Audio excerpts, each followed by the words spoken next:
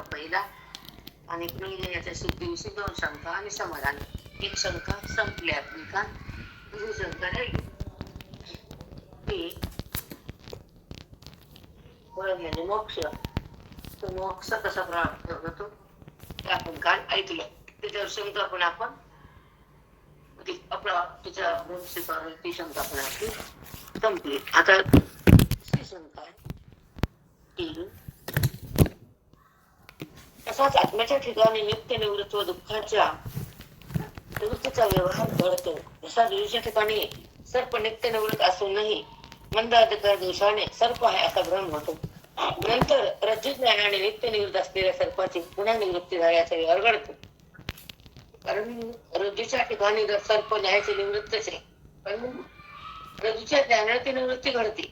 जसा रज्जूचा भ्रमच आहे तुम्हाला, रज्जू कळणार नाही म्हणून रज्जू कळणार नाही म्हणून त्या भासलेल्या सर्पाची निवृत्ती आहे. आणि सर्प कळाल्यावर रज्जू कळाल्या निवृत्ती नाही लागतच नाही.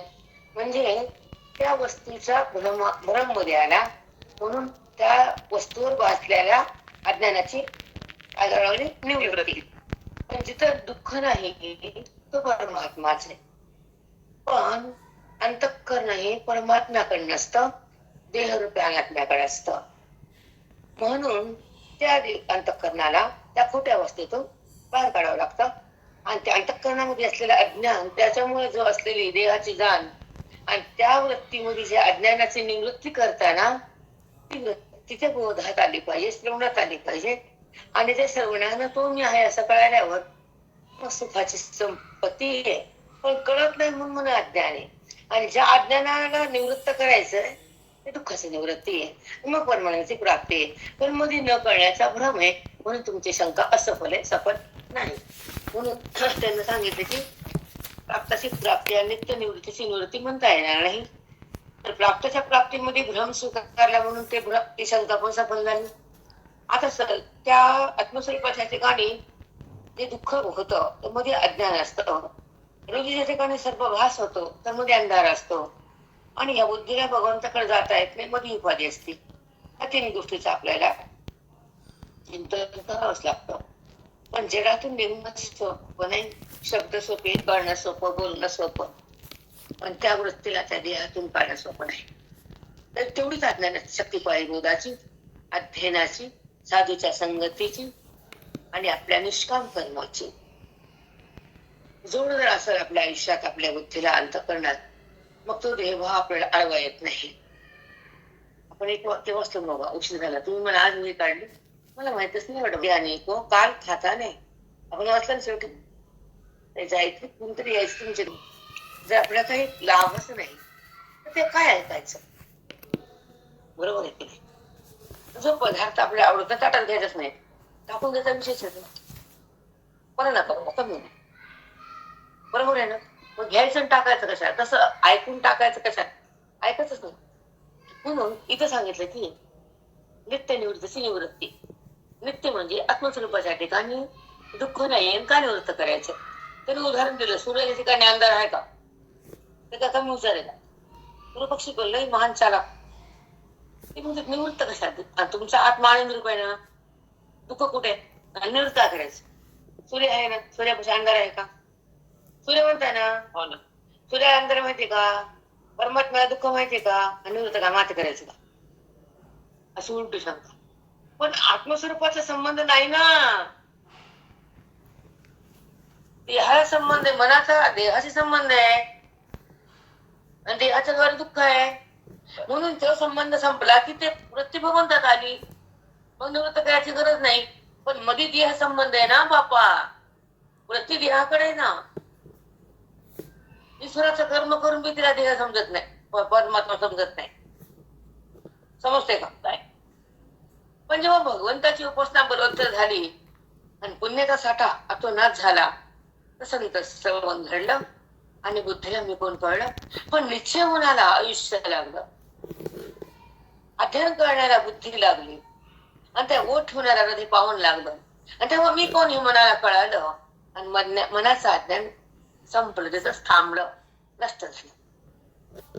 आणि ते मन भगवंतात विलीन झालं, आपल्या स्वरूपाकडे गेलं. तुम्ही जर न्याता गेलात तर तुम्हाला ध्यान टाकायचंच आहे. हे निर्वाद कबूल करावं लागतं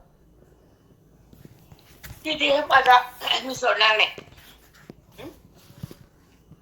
पण एक काल क्षण असा तो देह तुम्हाला सोडून जातो, जीवात्मा अलग होतो. तेव्हा काय करता तुम्ही? बरं तेव्हा सांगायचा क्षण राहिला की ज्ञानी महात्मा को संत हो काल खाता नाही. हे तर वाक्य शेवटचं मी ठेवले पण मी बाहेर गेले. ओके, मग तुम्हाला सांगायचं असतं की काल का खात नाही ज्ञानीला. त्याप्रमाणे अन्नामध्ये सुद्धा तुम्ही निघाले मला राहून गेलं. मी सांगायचं होतं ज्ञानी को काल खाता नाही आणि अज्ञानी को काल खाणे रुकता नाही, सोडता नाही, नाही काला त्याच्याजवळ आले ना. मला काल खाणार आहे आणि देहभाव तिथं सोबत राहणार आहे आणि तो मनातले संस्कार येणार आहे आणि त्या देहात्माचा प्रेम तुमच्या सोबत राहणार आहे. म्हणून लिंग देह पृथ्वीमध्ये फिरणार आहे आणि भगवंताचं दर्शन तुम्हाला होणार नाही आणि भगवंताचं ऐक्य तुम्हाला मिळणार नाही आणि तुम्हाला लोकांतर संपणार नाही.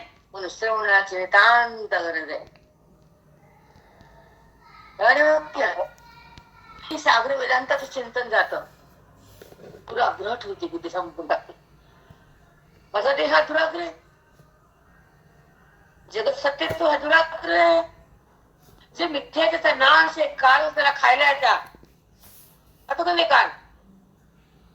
मग जर पदार्थ जे सृष्टी तुम्ही सृष्टीचा पदार्थ दाखवा, त्याला नाश नाही. दाखवा कोणताही पदार्थ दाखवायचा, एक अशी वस्तू आहे की त्याला नाश नाही आहे.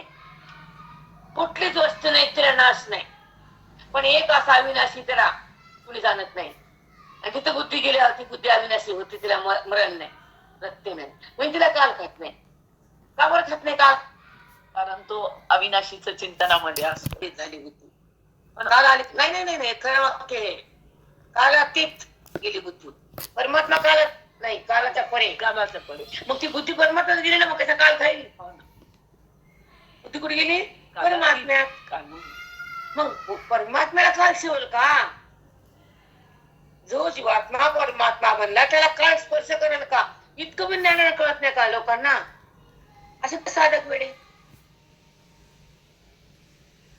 ज्ञानाच्या नंतर बुद्धी परमतत्व परब्रह्म बनती, परमात्मा होती, त्याला काळ शिवाय त्याला मृत्यू येईल. मग ज्ञान जर एवढं छान आहे तर त्याला किंमत का नाही? त्याला जाणण्याचा जग का प्रयत्न करत नाही? वर वर वर वर ढोंगी पसारा काऊन वाढलाय असे बोलले ते. म्हणून निवृत्ती असताना काय आत्म्या ठिकाणी दुःख राहायचंय. मग नाही त्या वस्तूची निवृत्ती कशाला? म्हणजे प्राप्ताची प्राप्त, नित्य निवृत्तीची निवृत्ती.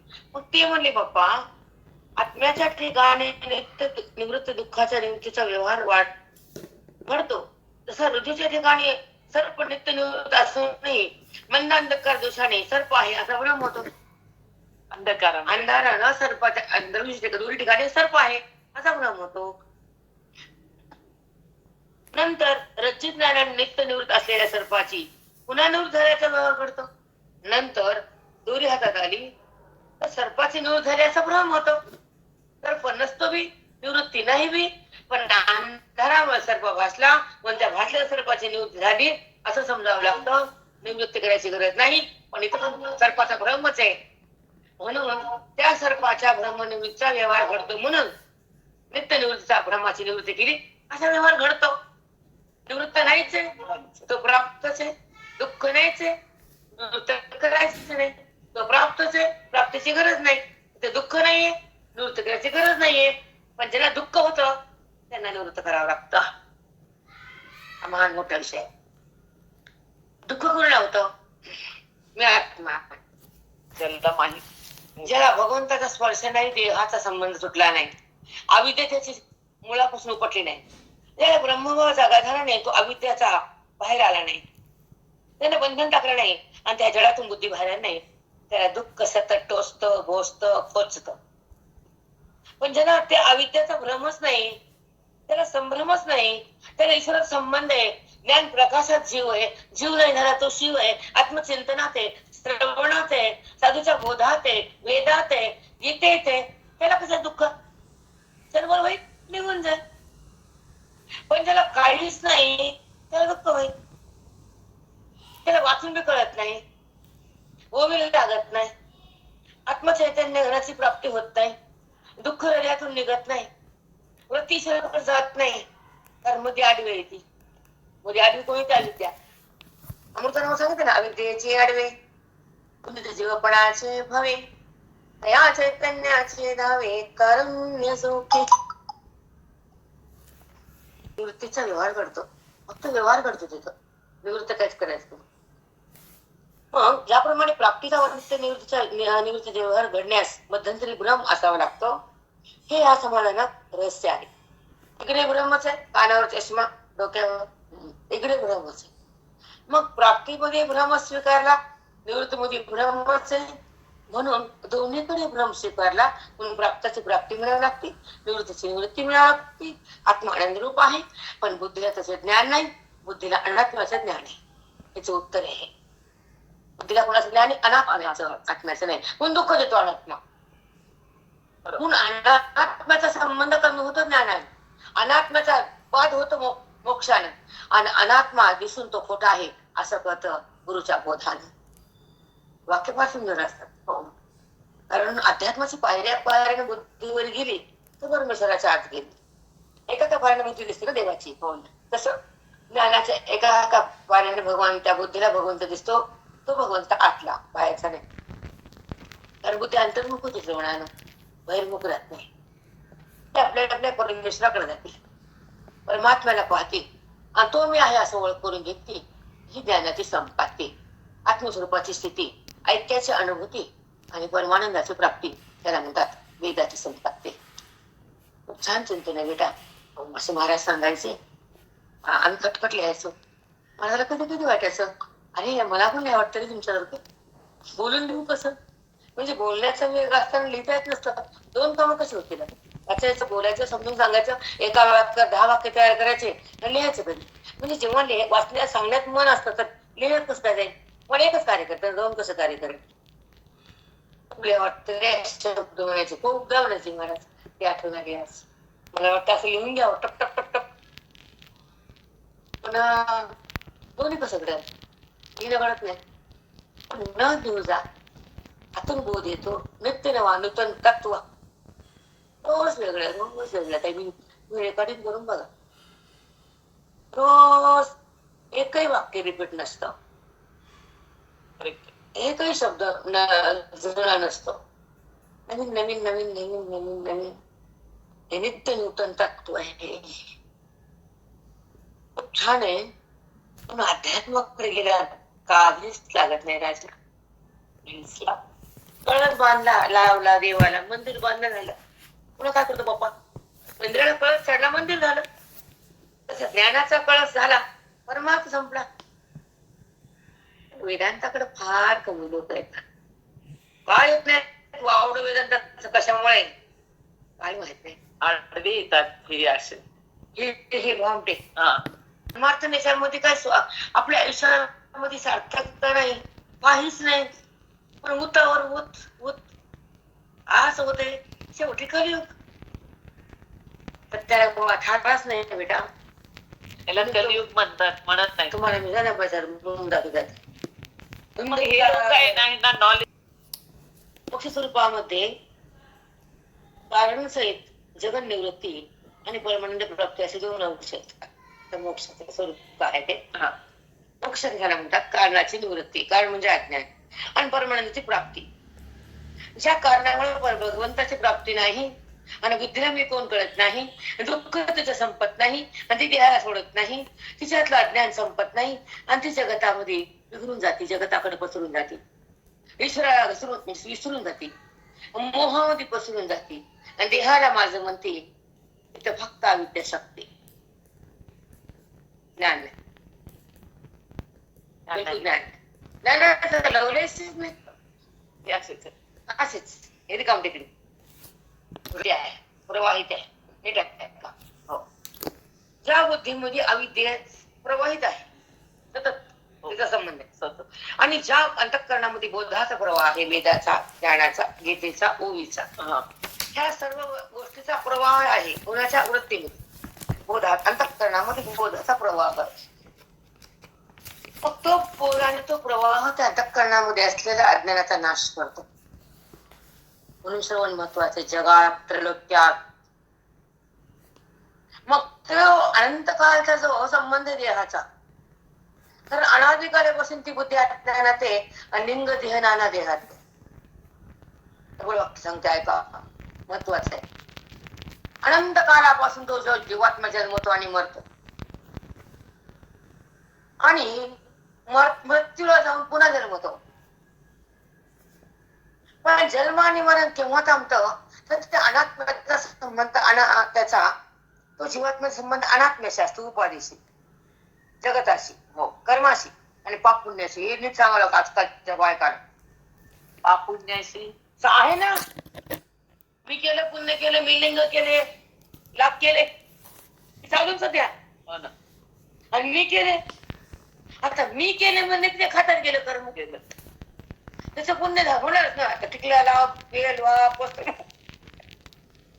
एका लिंगाची पूजा केली बाप्पा, कसं नसेल त्यानं, कसं वाटलं पूजा, सुंदर वाटते ना, उठा वाटलं तिथलं सांगा. समाधानचे जेव्हा प्रसन्न मनानं कर्म केलं, ते कर्म अकर्म बनते बेटा. पण यांचं अकर्म नाही, विकर्म नाही, सकर्म आहे.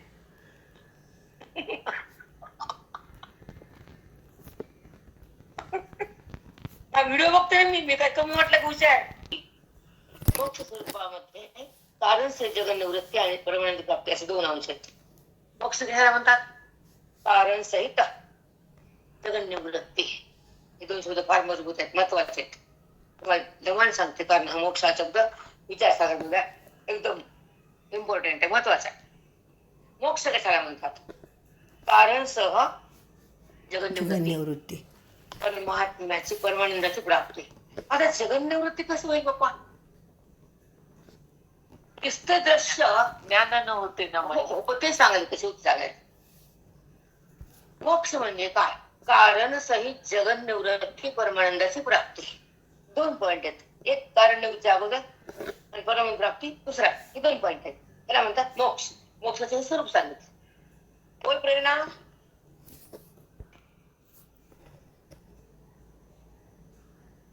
जग हे कार्य आणि जगाला दाखवणार हे कारण आहे. कार्य हे दिसतं, पण कार्याचा बुडाशा कारण असतं. कारण म्हणजे अविद्या, भ्रम. जी नाही तर आहे करते आणि आहे त्याला नाही करते, ती अविद्या. मग ती अविद्या गेली, जगत भाव गेला. कारण सही जगन निवृत्ती, परमानंदाची प्राप्ती, हे दोन अंश मोक्षामध्ये आहेत. जेव्हा कारण जातं आणि कारणानं दाखवलेलं कार्य जातं, त्यामध्ये जगन निवृत्ती. ऐका, पण उदाहरण देते, कार्य कसं जातं. एखादी बरोबर बाई 5 महिने 7 महिन्याची बाई मिली, लेकरू असते नाही ना. त्या मुलाला कारण वाट आहे आणि त्याचं लेकरू कार्य. मग तिथं कारण गेल्यानंतर कार्य घातक असेल नाही. तसं ज्या जगताला उत्पन्न करून खरं म्हणणारी आणि दृश्याला दाखवणारी कोण कोणी हे सांगणार तुम्हाला. फार सूक्ष्म वेदांत आपला, की जगत हे दृश्य आहे, जगत हे कार्य आहे. जगताला दाखवणार हे कारण आहे आणि ते जगत कार्य असं हे कारण आहे. कोण? अविद्या. जगन निवृत्ती. कारण हे अज्ञान आहे आणि अज्ञानाच्या शक्तीने दाखवलेलं जगत हे कार्य, अविद्या कार्य. अज्ञानामध्ये एकच. मग ज्याचं कार्य ज्यानं दाखवलं ते कारणच गेलं. मडक्यानं मातीतून काय होतं? मडकं. माती हे कारण आहे, मडकं हे कार्य. बरोबर आहे. आता मला एक सुंदर उदाहरण देते. त्या मडक्यातली माती काढली म्हणजे कारण. नीट ऐकत आहे. मडकं काय आहे? कार्य. त्याचं कारण कोणी? माती. जर माती नाही तर मडकं नाही. मग आम्ही मडक्यातली माती काढून घेतली, कार्य राहतं का? जर बोधानं, वेदाच्या साह्यानं, सद्गुरुनाथानं त्या जीवात्म्यातलं असलेलं अनादिकालचं अज्ञान निवृत्त केलं तर कार्य राहतं का? सुंदर उदाहरण बेटा. दृष्टांत दाखवून सुद्धा हवं. आणि चिंतन सतत राहावं, आपल्या स्वरूपाकडे जावं आणि आपल्या आपल्या भिन्न पदाला पाहावं, आत्मारामाचं दर्शन घ्यावं आणि त्या आत्मलिंगामध्ये बुद्धीनं एकरूप व्हावं. त्याला म्हणतात रुद्राभिषेक. अशा म्हणत नाहीत आता ह्या अभिषेक पाहुणार केलं, हे आपण केलं बुद्धीनं, नाही का? हो ना. रुद्र म्हणजे शंकर, शंकरांचं ज्ञान तिसरा डोळा, बुद्धी ज्ञान म्हणजे झाले शंकर झाले. जिथं नाही शंकर तो आहे शंकर, जिथं नाही शंकर तो आहे शंकर. तुम्हाला फक्त एक अभंगाचं 2 वाक्य सांगते, आपला टाइम होत आलाय.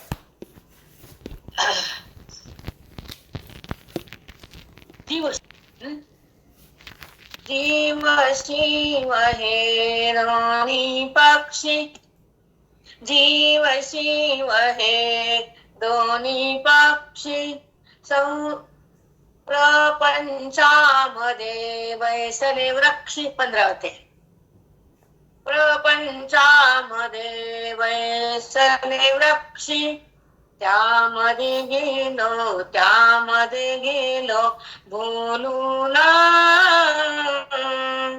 मन हे बांधील मायेन, मन हे बांधील मायेन. शिवदास म्हणे माया सोडा, शिवदास म्हणे माया तोडा, शिव भजनाला मनही ओढा. सांगती महानंदा, सांगती महानंदा तळमळीना, मन हे बांधील मायेन, मन हे बांधील मायेन. जीव शिव हे दोन्ही पक्षी, शिव बी पक्षीच आहे, जीव बी पक्षीच आहे. प्रपंचामध्ये बसलेले वृक्ष, संसार वृक्षामध्ये 2 फांद्या येतात, एक जीवाची फांदी, एक शिवाची फांदी, आणि वरी मूळ ते ब्रह्माचं मूळ, आणि त्या मुळापासून फांद्या 2 जीवाची आणि शिवाची. हे ज्यांना कळत त्याला 15 वाजायला लागला, नाहीतर नाही. खरे मी टाकलं, खोटं नाही बोलत. प्रपंचामध्ये बसलेले वृक्ष, वृक्ष म्हणजे फांद्यावर, एक फांटा जीवाचा, एक फांटा शिवाचा, पण दोन्ही फांट्याचं मूळ खरं ब्रह्म परमात्मा. मग दोन्ही फांट्याला मूळ कोण आहे? ब्रह्म आहे. मग मी पण ब्रह्म आहे ना, फांटे वेगळे झाले तर काय झाले? पण दोन्ही फांट्याला कारण कोण आहे? ब्रह्म आहे. जीव शिव दोन्ही पक्षी. आमच्या इथे वाण्याच्या भेटले की आवडले हा अविद्येत मन भगवंतात नाहीये, म्हणून शिवदास म्हणे माया सोडा. 2 पक्षी ते जीव उडून जातील कधी माहित नाही, झाड कधी पडेल माहित नाही, पण जे त्याचं मूळ ते राहते त्याच्याकडे कोणी जात नाही. त्या फांद्याचं मूळ वरी त्याला कोणी पाहत नाही, 15 अध्याय कुणाला लागत नाही. खरंच नाही बेटा, किती सुंदर अध्याय, अमृताचा पाऊस आहे 15 अध्यायामध्ये. पप्पा काय माऊली सांगाली, काय काय बोलाली, बाबा बाबा बाबा आत्म्याचा आणि ज्ञानाचं. आता समाधान हे म्हणणे बोल ऐका. मोक्ष स्वरूपामध्ये कारणांसहित अज्ञानाची निवृत्ती आणि परमानंद प्राप्ती 2 अंश आहेत. त्यात निवृत्ती म्हणजे नाश. आता कसा अर्थ काढला बघा पूर्व पक्षाने. निवृत्ती म्हणजे नाश, तो अभाव रूप आहे, आणि परमानंद प्राप्ती भाव रूप आहे. यावरून तुमचे प्रयोजन म्हणजे फल मोक्ष भाव आणि अभाव रूप झाला. आणि भाव आणि अभाव एका ठिकाणी राहत नाही, एकतर भाव म्हणा एकतर अभाव म्हणा. तेवढं सांगतो, मला लक्षात आलं नाही अजून सांगतो, कारण कळत नाही भाषा आवड. ऐका, 2 अंश कोणते? परमानंद प्राप्ती आणि कारण साधण्याची जगन निवृत्ती. पहिला पॉइंट काय आहे? कारण सगळं जगन निवृत्ती. दुसरा अंश काय आहे? परमानंद प्राप्ती. मग जगन निवृत्ती म्हणजे जगताचा अभाव झाला, परमानंद प्राप्ती म्हणजे परमेश्वराचा भाव झाला, आणि भाव आणि अभाव एका ठिकाणी राहून मोक्ष कसा होईल? तुमचं म्हणणं चुकीचं. बघा कसे बोलते. आधी आम्हाला पण कळत नव्हतं बेटा, हे शब्द कळत नव्हतं ना. आम्ही सुद्धा करा. जेव्हा जेव्हा आली खान आणि वाद परिपक्व झाली, मग आणि ऊन खनखंदान अनुवाद. तुमचं 12 म्हणजे दंडनच अनुभवात आहे. भाऊसारखातून निघावं, परमेश्वराचं अनुसंधान टाकावं, त्याला खरा भक्त म्हणावं, विभक्त होऊन येते भगवंतापासून अभिन्न व्हावं. आपण देहाशी अभिन्न बेटा, त्याचा त्रास व्हावा म्हणाला. माझी वृत्ती देहाशी का अभिन्न? जे नाही त्याला आहे असं वाटतं का मला? कारण मला खरं सुख मिळालं नाही, मी खरे ब्रह्मरूप झालेलं नाही, माझ्या परमात्म्यामध्ये बुद्धीचा विलय केला नाही आणि माझं आत्मदर्शन झालं नाही, मला लिंगापाशी जाता आलं नाही. आत्मलिंग आहे हा खरं दर्शन आहे बेटा. आत आत्मा आहे ना, ते लिंग आहे आणि ते दर्शन हे ज्ञानाला आहे. खरा जो अधिकारी आहे, खरा जो ईश्वराचा भक्त आहे, तो खरा जीवन मुक्त आहे, तो आत्मलिंगाला शिवतो बुद्धीच्या द्वारे. हा बोधयुक्त बुद्धी त्या लिंगाला शिवती. त्याला म्हणतात धारणा, आत्मधारणा. त्याला म्हणतात अभिन्न भाव, त्याला म्हणतात अभिषेक. अभिषेक आत्मा. आणि त्या ठिकाणी बुद्धीचा जाणं, अंतरंगात होणं, त्या अनुसंधानात बुद्धी येणं आणि अनुसंधान राखता राखता तो मी म्हणता त्या बुद्धीने त्या लिंगामध्ये एकरूप होणं, त्याला म्हणतात अभिषेक. हे करायला बामण नाही, दक्षिणा नाही, माती दगड काही नाही, हे कोणी करीत नाही. त्याला बामण लागतो का? सुपारीनं विडा, उद्बत्तीनं खडा, कधी साखराचा गणपती. सांगा तुम्ही काय लागतं का ह्याला? ते सोडत नाही तर इकडे येत नाही, सांगत नाही. ते पण करायचं, ते पण सोडू कसं म्हणून? कारण त्याच्या भक्तीशिवाय मुक्ती नाही ना. त्याच्या पवित्र्यानं, त्याच्या नामस्मरणानं, त्याच्या कर्मानं अभिषेक. माऊली म्यूट झालं तुमचं. जेव्हा कलशातले दार आपल्या पिंडीवर सतत राहते आपली, आपण बघत सतत अभिषेक करतोच ना आपण. मग ते तांब्या, ते पाणी, ते पिंड, खालची पार्वती, असा हाताचा आकार. खाली कोणी? शक्ती. ही शक्ती. बाहेरचा आकार शक्ती, मध्ये पिंड परमात्मा. ही बाहेरचा आकार माया. ही जे आकार धारण केला ते मायेचा. आणि त्या मायेतून जे लिंग आलं ते आत्मलिंग आहे शिवाचं. ते कळतं का पिंड काय ते? कळत? पण पिंडीला कुंकू आहे, खाली कुंकू आहे शक्तीला. खालचा हात आहे, तिच्या हातात ती लिंग आहे ना बाप्पा. हे आकार जे ना तीच आहे. आणि तिच्यामधून ते मायेच्या द्वारे वरी आले परमात्मा. तिची शिव लिंग, पिंडलिंग, आणि ती माया, तिच्या हातून ते प्रकट झाले. इतकं विभूषण करताना कळत नाही का? बेलवाऱ्या, लाकुडी वाऱ्या, कुठे व्यापक सत्तेला, शिवाला शिवव्यापक तत्व आहे. आणि त्याच्यातून ती शक्ती आहे. तिने जगात तयार केले. कुणी तयार करते माती कळण. तिचेच 5 प्रकार आहेत: अविद्या, प्रधान, प्रकृती, शक्ती, माया. मग शक्ती शंकराची ना, शिवा शक्ती लक्ष्मी विष्णूची. ते गेले की लक्ष्मी बनते. ती काय बनत नाही बाप्पा. इकडे आले की अविद्या बनती. भगवंताला प्रकट करायचं तर माया बनती. आणि त्या शक्ती धरती शिवाला प्रकट करती लिंगा.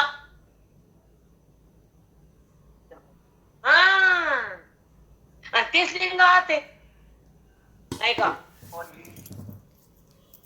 हे ज्योत लिंगाच आहे ना.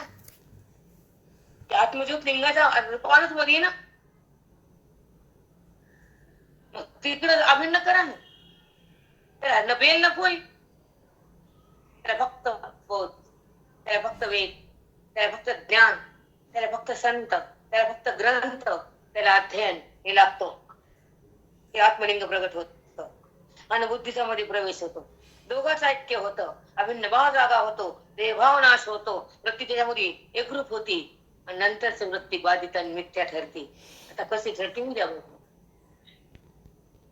ओघाण अभाव रूप. आता निवृत्ती म्हणजे नाश. अज्ञानाची निवृत्ती नाश झाला ते अभाव. बरोबर आहे. आणि परमात्म्याची प्राप्ती हे भाव. तुमचे 2 अंश आहेत मोक्षाचे. आणि भाव अभाव एका ठिकाणी कसं राहील? एक तर भाव होईल, एक तर अभाव नाही. मग तुम्ही अभाव अभाव म्हणतात, त्याला मोक्ष म्हणतात, आणि हे कसं विसंगत बोलतात, की तुमचा मोक्ष खरा नाही. हे अडवलं तुम्ही पूर्व पक्षाने पक्षाने. अडवलं, पण त्यांनी मला मग अडवलं की जो मोक्ष तो भाव आणि अभाव झाला, पण भाव अभाव हे विरुद्ध धर्म एका ठिकाणी राहत नाही. म्हणून ग्रंथाचे प्रयोजन सिद्ध होत नाही, तुमचं फळ भेटत नाही, तुमचं अध्ययन कामाचं नाही, तुमच्या मोक्षाला किंमत नाहीच नाही. त्यांना आमचं मत खंडित केलं. आता उद्या समाधान सांगू, सांगायचं 5 मिनिट आहेत का? आहेत माऊली, सांगा ना. वेळ आहे का? हो आहे, 10 मिनिटं आहेत माऊली अजून. सांगा सांगा. समाधान भाव आणि अभाव हे 2 धर्म म्हणजे तुमचा मोक्ष आहे. आणि अभाव आणि भाव विरुद्ध धर्म एका ठिकाणी राहत नाही, तुमचं मोक्ष सिद्ध होत नाही, तुमचं मन खंडित. कसं म्हणा वेदांत करतात हे म्हणणे बरोबर नाही. कारण अज्ञान आणि अज्ञान कार्य जगात ब्रह्मावर अध्यस्त आहे. विषय सुंदर आहे. ते जगत बनतो ना, ते कुठे आहे, कसं आहे, हे नीट आहे का? अज्ञान आणि अज्ञान कार्य जगत. अज्ञान म्हणजे काय? ती शक्ती भगवंताची मूळ माया. एक तुळ माया, एक मूळ माया. मूळ माया भगवंताला धाकती, तुळ माया पदार्थाला धाकती. हा पदार्थाला एक माया भगवंताला जागती, एक माया नाही नाही, भिन्न भिन्न वस्तूला तिथं सामान्य आहे ते दाखवत नाही, ते खोटं सोडित नाही. तुळ माया पदार्थ दाखवतो जगत, मूळ माया भगवंताला आवरण करते. हो ऐका का? आता इथं माया म्हणजे अज्ञान आहे. तर तुमचं म्हणणं बरोबर नाही. अज्ञान अज्ञान कार्य जगत ब्रह्मावर अध्यस्त आहे. ते अज्ञान म्हणतात ना तुम्ही, ते सुद्धा ब्रह्मावरच अध्यस्त आहे, पण खोट आहे. आणि ते अज्ञानाचं कार्य जगत खोट आहे. हे दोन्ही पदार्थ ब्रह्मस्वरूपावर अध्यस्त आहेत. तुम्ही काय का? कारण हे वाचल्याशिवाय मी रोज सांगते, त्या वाचल्याशिवाय कळत नाही. आणि आम्हाला मानताना मनाचा संबंध त्या ईश्वराच्या परमात्म्याचे आहे. आणि दृश्य हे खोटे आहे, हे अनुभूती ज्ञानाचे असते. आता अज्ञान अज्ञानाचं कार्य हे दोन्ही ब्रह्मस्वरूपावर अध्यस्त आहेत. एवढं वाक्य कळलं ना? अध्यस्त पदार्थाची निवृत्ती अधिष्ठान ब्रह्मरूपच आहे. जे जे अध्यस्त पदार्थ ज्या ठिकाणी भासतात त्या ठिकाणी ते लीन होतात. ज्याच्या वर भासतात ज्याच्या कळणे त्या ठिकाणी तद्रूप होतात. रज्जूवर सर्व भासला, जिथं भासला तिथं तद्रूप झाला. कुठे भासला? रज्जूवर. कुठे गेला? रज्जूमध्येच. अरे जिथं भासला तिथंच गेला ना, का बाजूला गेला? तसं हे अज्ञान हे ब्रह्मस्वरूपावर अध्यस्त आहे, खोट आहे. आणि त्या अज्ञानाचं कार्य जगत पण खोट आहे, बरोबर आहे. मग जे खोटे येतं, जे अध्यस्त आहेत, ज्या ठिकाणी भासते त्या ठिकाणी लय होतं. म्हणजे जगताच्या निवृत्ती म्हणजे अभाव नाहीये, भावच आहे. अभाव कुठे? जे जगत आहे त्याची निवृत्ती तुम्ही म्हणतात ना, जगताचा नाश झाला आणि त्याची निवृत्ती झाली, पण जगतावर दाखवणार जे अज्ञान आहे ते ब्रह्मस्वरूपाच्या ठिकाणी आहे. आणि त्या अज्ञानाचं कार्य हे जगत तिथंच आहे. आणि दोन्ही पदार्थ ब्रह्मस्वरूपावर आहेत आणि त्याचं अधिष्ठान ब्रह्मचैतन्य. आणि ज्या ठिकाणी भासले त्या ठिकाणी त्याचा लय आहे. नाश कुठं? अभाव कुठे? भावच झाले, नाश नाही ना. ज्या ठिकाणी असले त्या ठिकाणी गेले. मग आहेपणा कुठे सुटला? ब्रह्मवी आहे आणि जगताला आहेपणा होता. आहेपणा गेला का? वस्तू गेली, पण त्या वस्तूचं अस्तित्व कुठे गेलं? गेलं का? सर्प आहे म्हणताना आहे हे अधिष्ठान चैतन्य आहे. पण सर्प हा खोटा आहे, जगत खोटा आहे, देह खोटा आहे. पण देह दिसताना दृश्य आहे, ती वस्तू खोटी आहे, पदार्थ. पण त्या पदार्थाला आहे म्हणाला चैतन्य खोटं नाही. वस्तू खोटी आहे, पण वस्तूला दाखवणारा जो त्यांनी दाखवलं अज्ञानानं, आणि जे दिसतं जगत कार्य त्या त्या भगवंतामध्ये अधिष्ठानातच लय झाला, त्याचा नाश नाही. नाश मग ते भावरूप झाले ना. भाव ती वृत्ती कुठे गेली? ब्रह्मरूप. जगत ब्रह्मरूप. मग अभाव कुठे? भावच आहे. परमप्राप्ती म्हणजे भाव केलं तसं नाहीच आहे. तसं नाही.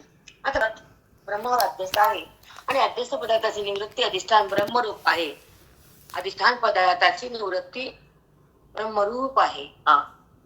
अशी कल्पित सर्पाची निवृत्ती रज्जूरूप असते. तुम्हाला सांगितलं बघा. ज्या ठिकाणी सर्व भासला त्या ठिकाणी सर्व निवृत्त झाला, तिथंच गेला, रज्जुरूप झाला. हा, तशी सर्व कल्पित पदार्थाची निवृत्ती. सर्व कल्पित, हे जगत काय कल्पित आहे? कल्पित. सर्व कल्पित पदार्थाची निवृत्ती अधिष्ठान रूप असते. ज्या ठिकाणी जगत भासतं त्या ठिकाणी ते एकरूप झालं. एकरूप झाल्यावर भावच आहे ना, अभाव कुठे तो अधिष्ठानावर आहे? समजा त्याचं अधिष्ठान कल्पित पदार्थाची निवृत्ती अधिष्ठान रूप असते, सिद्धांत आहे. हा. कल्पित पदार्थाची निवृत्ती अधिष्ठान रूप असते हा वेदांचा सिद्धांत. जिथं ते कल्पित दिसतं खोटं त्या ठिकाणी ते एकरूप होतं. ज्याने दाखवलं त्याच्यामध्ये लय होतं. मग अभाव कुठे? भावच आहे ना, आहे कोणा कुठे गेला? मग सर्व कल्पित पदार्थाची निवृत्ती अधिष्ठान रूप असते. यास्तव सर्व दुःखाची निवृत्ती अधिष्ठान ब्रह्मरूप आहे. सगळं दुःख कुठे गेलं? निवृत्त झालं, अधिष्ठान रूपाकडे गेलं. जिथं भासलं, ज्याच्या प्रकट जातं तिथं लय झालं. कारण सर्व अनर्थाचे स्थान म्हणजे जगात, सर्व अनर्थाचे स्थान, दुःखाचं स्थान, अनर्थ करत सर्व अनर्थाचं स्थान हे जगत, त्याचे अधिष्ठान ब्रह्म असून सर्व अनर्थाचे स्थान जगत, त्याचं अधिष्ठान हे ब्रह्म असून ते भावरूप आहे. मग पदार्थ तर एकरूप झाला, भावच आहे. पदार्थाचा अभाव कुठे? मग तू कसं म्हणतो अभाव? त्याला खंडन घेत पूर्वपक्षाचं खंडन. म्हणून कारण सह वर्तमान जगन निवृत्ती भावरूपच आहे, अभावरूप नाही. कारण सह जगन निवृत्ती भावरूप झाली. कल्पित पदार्थ अधिष्ठान रूप झाला, अधिष्ठान भावरूप आहे पण. मग अभाव कुठे आहे? मला मात्याला पित्याला, बाकी कोण्या भूताला नाही. तिथे बाकीचं राहिलंच नाही. आता व्हिडिओ अत्यंत होतं नाही बाजूला बसलेलं. कसला होता व्हिडिओ? अनर्थाचे स्थान जे जगत असे अधिष्ठान, अनर्थाचे जे स्थान जगत त्याचे अधिष्ठान ब्रह्म. मला सांगतो तुम्हाला वाचताना थांबायच कळत नाही. त्याचं अधिष्ठान ब्रह्म, आज थांबलं पाहिजे तुम्ही. तर ते भावरूप आहे, ब्रह्म भावरूप आहे. म्हणून कारणसह वर्तमान जगन निवृत्ती भावरूप झाली. कारणसह वर्तमान जगताची निवृत्ती अधिष्ठानात झाली म्हणून भावरूपच झालं. यावरून केवळ भावरूप आहे हे सिद्ध झाले. तुझा अभाव सिद्ध झाला नाही. आणि ते असं का बोलतात? तर आपल्या अडवून करून आपला विषय घट्ट करतात. आता पर्यंत रस उद्या रस वाचून दाखवेश्वर महाराज की जय, सगळनाथ महाराज की जय.